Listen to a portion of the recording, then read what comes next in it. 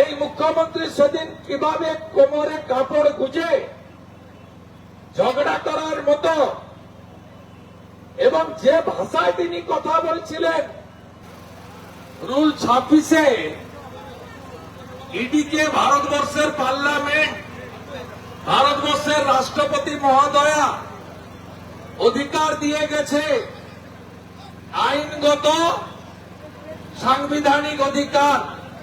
তারা তাদের যে হ্যান্ডবুক আছে সেই অনুযায়ী তদন্ত করবে, সার্চ করবে, জিজ্ঞাসাবাদ করবে, প্রয়োজনে হেফাজতে নেবে, প্রয়োজনে তাকে গ্রেপ্তার করবে, তার বিরুদ্ধে চার্জশিট দেবে, তার বিরুদ্ধে ট্রায়ালে তাকে দোষী সাব্যস্ত করবে এবং পিএমএলএতে যেহেতু মানি লন্ডারিং, ইডি টাকা রিকভারি করবে, সেই টাকা সরকারের খাতে জমা দেবে।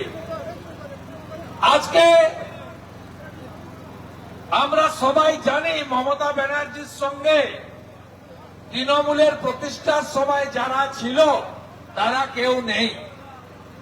তারা সবাই লাল চুল, কানে দুল। যুবা তৃণমূলের অত্যাচারে তারা সবাই ঘরে ঢুকে গেছে। তাই মমতা ব্যানার্জির এখন দলের প্রাণ ভোমরা হলো আইপ্যাক। আগে চালাতো প্রশান্ত কিশোর, তিনি মুখ্যমন্ত্রী হতে গিয়ে বিহারে জামানত জব্দ হয়ে গেছে, তার পার্টি উঠে গেছে, ওখানে জনগণই তুলে দিয়েছে, ফেরেকবাজেদের পার্টি। এখন প্রতীক জৈন বলে আরেকটা ডাকাত ব্রোকার তার মালিক হয়েছে। আপনি দেখেছেন এই মুখ্যমন্ত্রী সেদিন কিভাবে কোমরে কাপড় গুজে ঝগড়া করার মতো এবং যে ভাষায় তিনি কথা বলছিলেন,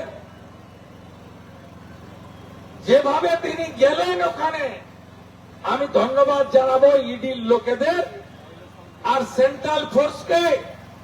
অনেকেই বলছেন কি হলো কি হলো, অনেক বিশ্লেষক সন্ধ্যাবেলা টক শোতে বলছেন প্রস্তুতির অভাব ছিল, ঢুকতে দেওয়া উচিত হয়নি। আমি বলেছি যা করেছে ইডি ঠিক করেছে। জেনে গেছে জনতা, চোরেদের এনার্জি, চোরেদের এনার্জি, চোরেদের এনার্জি। জেনে গেছে জনতা, জেনে গেছে জনতা, জেনে গেছে জনতা, জেনে গেছে জনতা, জেনে গেছে জনতা। আপনারা এতক্ষণ পর্যন্ত যার জন্য অপেক্ষা করছেন, শেষ হিন্দু হৃদয় সম্রাট মাননীয় শুভেন্দু অধিকারী মহাশয়, আমি মাননীয় শুভেন্দু অধিকারী মহাশয়কে ওনার বক্তব্য রাখার জন্য অনুরোধ করছি। আমি বলার আগে আমাদের সাংস্কৃতিক শাখার কনভেনার তার একটা কবিতা আমি শুনেছিলাম, পিসি আছে টেনশনে, ওইটা যদি মনে থাকে একটু 2-4 লাইন বলার জন্য অনুরোধ করছি।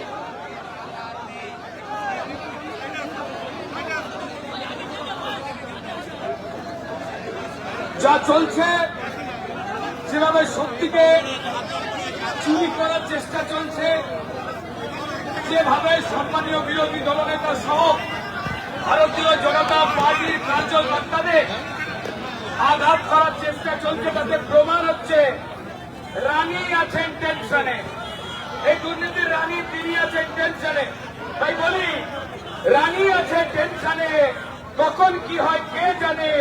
ভেজাল দিয়ে হাল চলে না, ताल केटे जाए सब का नहीं। उनको हाथ में उठाया, संविधान को तोड़ा, आईपीएस ऑफिसर को लेकर मोबाइल किया, इलेक्ट्रॉनिक डिवाइस चोरी की। इसलिए इस तरीके से हरकत करने कानून में जो प्राविधान है वो ममता बनर्जी को क्यों नहीं, उनके ऊपर चार्ज नहीं, क्यों अरेस्ट नहीं हो रहा है, आईपीएस लोग के खिलाफ कार्रवाई नहीं कर पा रहा। इसका कानून तो बराबर है, सबके लिए बराबर है। इसलिए इस रूट से ममता बनर्जी ने जुलूस किया इन फेवर ऑफ द चोर। जितना भी चोरी किया सबका पक्ष में, भ्रष्टाचारी के पक्ष में। हम भारतीय जनता पार्टी का आज 15-20 हजार और आम जनता चोर को जेल में डालने की मांग के ऊपर और ममता बनर्जी जिस तरीके से हरकत किया उनके खिलाफ ये प्रदर्शन आज